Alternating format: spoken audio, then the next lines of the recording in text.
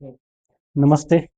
आटपाडी तालुक्यात खरसुंडी येथे गेली 45 वर्षापासून वंचित घटकासाठी आश्रमशाळा चालवली जाते. त्याची आपण थोडक्यात माहिती घेणार आहोत. संस्थेचे संचालक किशोर पुजारी यांच्याशी आपण बोलणार आहोत त्या विषयाने. नमस्कार सर. नमस्कार. त्यापूर्वी संस्था स्थापन केली तुमच्या वडिलांनी. हो. त्यावेळी तुमची संकल्पना काय नेमकी होती ग्रामीण भागात सुरू करताना आणि प्रवास आणि अडथळे त्यावेळी काय तशी या संस्थेची स्थापना 1980 सालची. या भागात आपल्या एकतर सततचा दुष्काळी असलेला हा भाग आणि मग यामध्ये जे भटक्या जाती आणि विमुक्त जमातीची जी मुलं आहेत, म्हणजे विशेषतः धनगर समाज असेल किंवा आमच्या गावात असलेला डवरी समाज असेल किंवा रामोशी वगैरे जी भटक्या जाती आणि विमुक्त जमातीची जी मुलं आहेत त्यांच्या शिक्षणाची सोय करण्याच्या उद्दिष्टानं ही शाळा चालू केली. माझे वडील कैलासवासी उत्तमराव अंबादास पुजारी यांनी या संस्थेची स्थापना करून शाळा 1980 साली चालू केली आणि त्यानंतर 1984 साली शाळेला मान्यता आली. भटक्या जाती विमुक्त जमातीची जी मुलं आहेत किंवा आता विशेषतः ऊसतोडीचं कामगार आहे, तर ह्या मुलांचं ऊसतोडीला आई-वडील असल्यामुळे शिक्षणाची फार मोठी प्रश्न निर्माण होत होते. प्रवासाची सोय व्हावी ह्या उद्दिष्टाने ती आश्रमशाळा चालू करण्यात आली आणि त्याच्यामुळे ऊसतोडीला असणारी मुलं असतील किंवा आमच्या गावातला डवरी समाज आहे त्यांची जी भटकंतीवर पालक असतात, म्हणजे एकूण भटकंतीवर असणाऱ्या पालकांच्या मुलांची सोय होणं हे मूलतः उद्दिष्ट होतं आणि त्या अनुषंगानं ही शाळा चालू केली आणि तत्कालीन परिस्थितीत उत्तमराव पुजारी हे देवस्थान ट्रस्टचे चेअरमन होते. त्यामुळं देवस्थानच्या आवारातील ज्या ओऱ्या आहेत त्यामध्ये ही शाळा बरीच वर्ष तिथं सुरुवातीच्या टप्प्यात चालू होती. नंतर मग उत्तमराव पुजारी यांनी 4 वर्ष चालवली शाळा आणि त्यानंतर मग उत्तमराव पुजारी यांनी या शाळा संस्थेस ही 1 एकर जमीन देणगी दिली आणि त्यातून मग या ठिकाणी इमारतीचा विस्तार करण्यात आला. युनिट होतं. आता 2 वर्षापूर्वी 8वीच्या माध्यमिकलाही मान्यता मिळालेली आहे. त्यामुळे प्रश्न एक होता की 1ली ते 7वी मुलं जर शिकली निवासी शाळेत तर 8वी साठी कुठं जायचं? त्यामुळे 8वीतून शाळा सोडण्याचं प्रमाण बरंच होतं. पण गेल्या वर्षी 8वीची मान्यता मिळाली, पुढच्या वर्षी 9वीची मान्यता मिळेल. आता किती विद्यार्थी आहेत आपल्या शाळेत? आता सर्वसाधारण 200 विद्यार्थी शाळेत आहेत. त्यामध्ये 120 निवासी आहेत. बाकीचे 80 अनिवासी आहेत विद्यार्थी. निवासी जे आहेत ते कुठले विद्यार्थी आहेत आपल्या भागात? निवासी विद्यार्थी त्यामध्ये सोलापूर जिल्ह्यातील बहुतांश सांगोला तालुक्यातील विद्यार्थ्यांची संख्या जास्त आहे. त्याबरोबर सातारा जिल्ह्यातीलही विद्यार्थी या शाळेमध्ये आहेत आणि सोलापूर जिल्ह्यातील सांगोला तालुक्यातील बरेच विद्यार्थी म्हणजे 2-2 पिढ्या शिकून गेले. म्हणजे आई वडील ह्या शाळेत शिकून गेले, त्यांचीही मुलं ह्या शाळेतच शिकतात. आपल्याला वाटतं की लहान मुलं कशी राहू शकतात लांब ठेवणं आणि काय होतं की ह्या संस्थेचा असा विचार आहे की ज्यावेळेला मी हौसेनं मुलगा एखाद्या मोठ्या शाळेत ठेवतो फी भरून, त्यावेळेला मानसिकता वेगळी असते आणि माझ्या परिस्थितीमुळे जी मुलं ठेवावी लागतात त्यांचं प्रश्न आणि दुःख वेगवेगळं असतं. मुलाची म्हणजे त्या कुटुंबाची आर्थिक व्यवस्था असेल, आर्थिक अडचणी असतील, कौटुंबिक प्रश्नही फार असतात. कारण शिक्षणाचा अभाव असतो. इथं मुलांना ट्रीटमेंट दिली जाते. म्हणजे त्यांना पर्यायी कुटुंब व्यवस्था इथं निर्माण करावी लागते. फक्त जेवण देणं आणि शिकवणं ह्यापेक्षा त्याला एक कुटुंबाचा एक घटक म्हणून मुलं सांभाळावी लागतात आणि त्या अनुषंगाने ती सांभाळली जातात. मग त्यांना वैद्यकीय सुविधा असतील, इतर काही सुविधा असतील, अगदी गरम पाण्यापासून ते सगळ्या सुविधा इथं पुरवल्या जातात. ची मुलं असतात ओपन कास्टची, त्यांना ही सवलत मी इथं देऊ शकत नाही. अशी मुलं आम्ही सांभाळतो. म्हणजे फक्त व्हीजीएनटीची मुलं नाहीत. तर ओपन मधील ज्यांना अडचण आहे, काही मुलांचं आता कोरोनामध्ये काही मुलांचे आई-वडील गेले, आर्थिक अडचणी असतात. अशा मुलांना आम्ही 10-20 मुलांना त्यामध्ये प्राधान्य देऊन हे मिळतं नाही त्याचं अनुदान वगैरे काही मिळत नाही. ते संस्थेच्या खर्चातून आम्ही ती मुलं सांभाळतो. तो ओपनचा आहे आणि त्याला आर्थिक अडचण आहे म्हणून त्यांना शिक्षणापासून वंचित राहू नये असं एक उद्दिष्ट असतं. असं पालक येतात काय भेटायला येतात पालक येतात. आता बरेच पालक असेल की भटकंती असले तर बरेच पालक असेल की जूनला मुलगा सोडला तर दिवाळीलाच न्यायला येतात आणि दिवाळीला आल्यानंतर दिवाळीनंतर सुट्टीनंतर सोडल्यानंतर उन्हाळ्या सुट्टीतच ते न्यायला येतात. आता एकूण कालावधी जर विचार केला तर आता 45 वर्ष निवासी शाळा चालवणं म्हणजे शासनाची मदत कधी येईल कधी नाही, पण मुलांना ही कारणं सांगून चालत नाही आणि 45 वर्षात एकही लिटिगेशन नसलेली किंवा कुठलीही तक्रार पालकांची नसलेली, कर्मचाऱ्यांची, ग्रामस्थांची नसलेली ही शाळा आणि संस्था आहे असं म्हणजे मनानं सांगेन ह्या बाबतीत. पण एकूण जे उद्दिष्ट आहे की मुलं सांभाळणं म्हणजे मुलासाठी इथं कुटुंब व्यवस्था तयार करावी लागते. फक्त जेवण आणि शिक्षण ह्याच्याही पेक्षा त्याच्या गरजा ज्या आहेत त्या वेगळ्या आहेत मुलांच्या. यांचे प्रश्न वेगळे आहेत. म्हणजे मी मगाशी सांगितलं की तुम्हाला हौसेनं मुलं कुठंतरी ठेवणं आणि केवळ परिस्थिती नाही म्हणून मुलं ठेवणं यामध्ये फार तफावत असते. विचार केला तर मुलाचं फार पोटेन्शियल असतं आणि एक असं सेफ कुटुंब जे असतं, हं. सेफ म्हणजे अगदी आपण चौकोनी कुटुंब म्हणतो.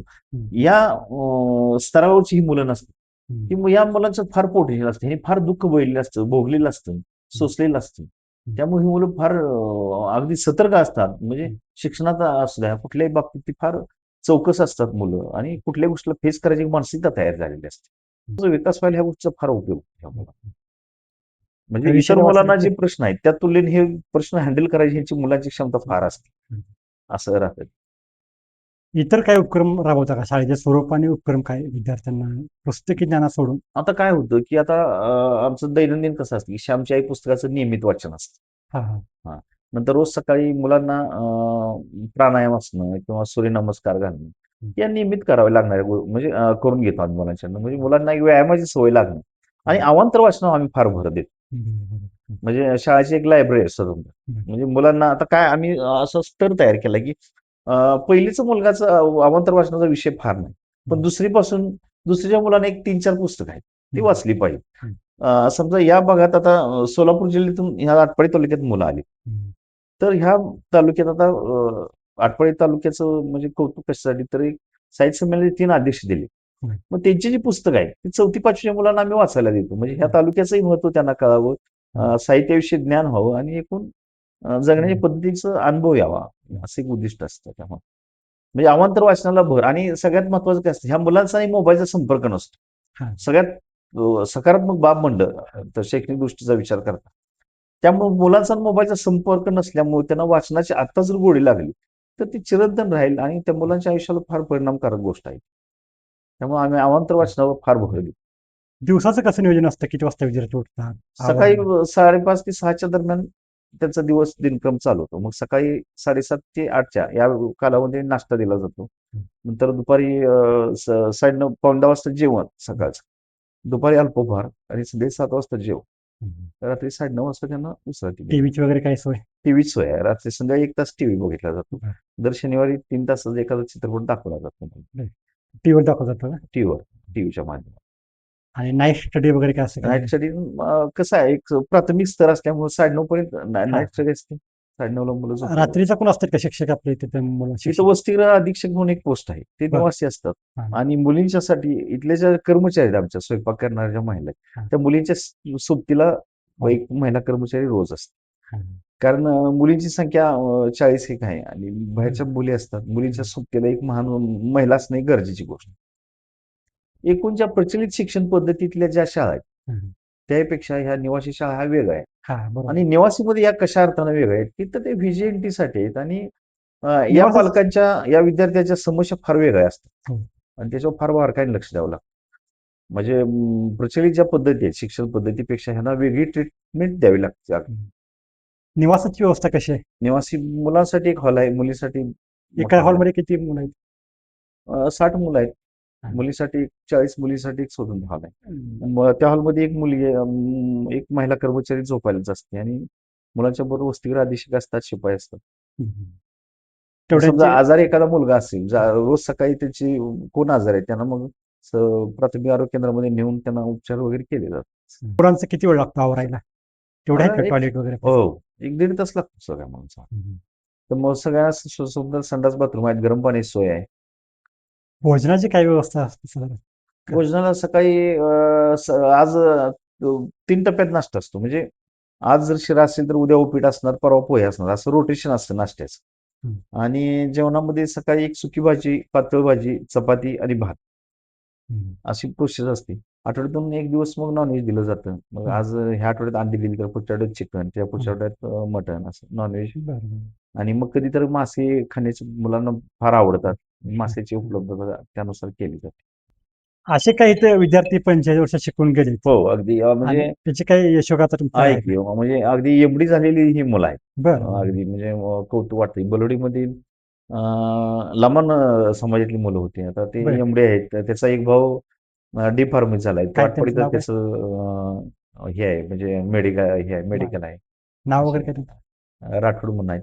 बरं, बरं, बरं. हां. बाकी इतर मग काय काय झाले असे शिकले? बरेच मुलं अशी सेवेत. फक्त प्रॉब्लेम काय होता, आता आमच्याकडे 7वी परीक्षेचं युनिट होतं. हा, मग ते पुन्हा शाळा सोडण्याचं प्रमाण पुन्हा सोय नसल्यामुळं हे होतं. आता होतं आम्हाला होतं. माध्यमिकची मान्यता मिळाली. हा, 7वी झाला. मग आम्ही त्याला 10वी केलं. पुन्हा 11वी-12वी पुन्हा आमच्याकडे केलं आणि पुन्हा डी फार्मसी त्याला करून आता तो मुंबईमध्ये तो हा. मेडिकल वगैरे आहे. बरं बरं. अशी बरीच मुलं आहेत की उच्च लेवल असे एक व्यक्ती. अगदी चांगल्या पदावर आहेत, चांगली कामं करतात. कधीतरी भेटायला येतात आवर्जून. बरं, बरं. आता इथलं सातारा जिल्ह्यातील वरकुटे म्हणून गाव आहे इथं. हा, तिथला आमचा एक विद्यार्थी आहे, तो टेंबूच्या ऑफिसमध्येच कामाला आहे. हम्म. असे बरेच विद्यार्थी ठिकठिकाणी कामाला आहेत. तो अनिल निलमगर हा, हा सेल्टस इन्स्पेक्टर आहे. तो ह्या प्राथमिक शाळेत इथंच शिकला बरं. बनपुरी गावचा. पुढची भविष्याची वाटचाल काय तुम्ही नियोजन किंवा आता आहे? काय होतं की शिक्षण पद्धतीत काही त्रुटी आहेत. आम्ही त्याच्यावर जरा हे करतोय. म्हणजे शिक्षणाचं मूळ उद्दिष्ट कसं आहे की व्यक्तिमत्वाचा विकास झाला पाहिजे. हम्म. आता प्रचलित शिक्षण पद्धतीत काय होतंय, आम्ही फक्त त्याची वाचन, आकलन आणि लेखन क्षमतेचाच विचार करतो. हम्म. प्रचलित शिक्षण पद्धती. याला काहीतरी वेगळं जोड द्यायची गरज आहे असं आमचं मत झालंय. त्यामुळं परिपूर्ण व्यक्तिमत्व परिपूर्ण झालं पाहिजे. म्हणजे 12वीला जर एखादा विद्यार्थी किंवा 10वीला 90% उत्तीर्ण होणारा विद्यार्थ्याचा जो कॉन्फिडन्स असतो, 60% उत्तीर्ण होणाऱ्या विद्यार्थी आहेत तेवढाच कॉन्फिडन्स तो बाहेर पडला पाहिजे. हम्म. म्हणजे असं काही नाही, की जो शिक्षणात कमी मार्क पडले म्हणून त्याच्यात न्यूनगंड तयार झाला नाही पाहिजे. इतकं त्याच्या व्यक्तिमत्त्वाचा विकास झाला पाहिजे असं आमचं मत आहे. आम्ही त्याच्यावर काम करतोय. आम्ही जूनपासून एक व्यक्तिमत्व म्हणजे फक्त शालेय शिक्षण हम्म. याच्याबरोबर त्याचा व्यक्तिमत्त्वाचा 100% विकास हम्म. त्याच्यावर आम्ही काम करतोय आणि एक उपक्रम आम्ही राबवतोय आता जूनपासून. शासनाकडून अपेक्षा काय आहे? शासनाकडून फारशा अपेक्षा म्हणण्यापेक्षा वेळेवर आणलं आलं हम्म. तरी आम्हाला त्याच्यात भरपूर आणखी बदल सुधारणा करण्यासाठी काय असं? समाजाकडून अपेक्षा म्हणजे समाजानं या शाळेच्याकडे बघताना, या विद्यार्थ्यांच्याकडे बघताना हम्म. त्यांचा दृष्टिकोन वेगळा असला पाहिजे. म्हणजे या मुलांचे प्रश्न वेगळे आहेत. हम्म. त्यांची मानसिकता वेगळी आहे. त्यांना भेडसावणाऱ्या ज्या बाबी आहेत त्या वेगळ्या आहेत ना. डॉक्टर पगुजेंनी, उत्तम पूजा यांनी सहकाऱ्यांच्या संमतीने ही शाळा चालू केली. तर मला अभिमान वाटेल की ह्या संस्थेनं कधी कुणाची देणगी वगैरे न घेता सुद्धा स्वबळावर इमारत असणं असेल किंवा शाळा चालणं असेल, अगदी कुठलेही कुणाचे सहकार्य मिळो न मिळो, पण हा जो शिक्षण यज्ञ जो चालू झालाय आज हम्म. 45 वर्ष, तर तो त्याने अगदी हा. प्रामाणिकपणे चाललाय असं मला वाटतं. शासनाकडून अनुदान वेळेत येणं, न येणं किंवा बऱ्याच अडचणी असतात. पण कुठल्याही अडचणीला तोंड देत कोणापुढे न हात पसरता या संस्थेनं ही शाळा अगदी 45 वर्ष विना तक्रार चालली आणि त्यामध्ये सगळ्यात समाधानाची बाब म्हणजे मुलाचं शिक्षण आणि पालकांचं समाधान या बाबतीत फार सॅटिस्फॅक्शन आहे संस्थेला असं मला वाटतं. हम्म. आता वंचित घटकासाठी जे काम करणारी नवीन पिढी आहे हा त्यांना काय संदेश तुम्ही द्याल?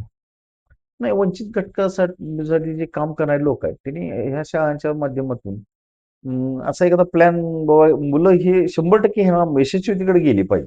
मग आता काय होतं की आज शासनानं 12वी पर्यंत निवासी शाळा आहेत, आश्रम शाळा आहेत. पुढच्या शिक्षणाची त्यांच्या सोयी करण्यासाठी वंचित घटकात जे काम करणारे नेते आहेत, कार्यकर्ते, मुलांच्या त्या पुढच्या शिक्षणाच्या संदर्भात त्यांनी काहीतरी काम केलं पाहिजे असं मला वाटतं. हम्म.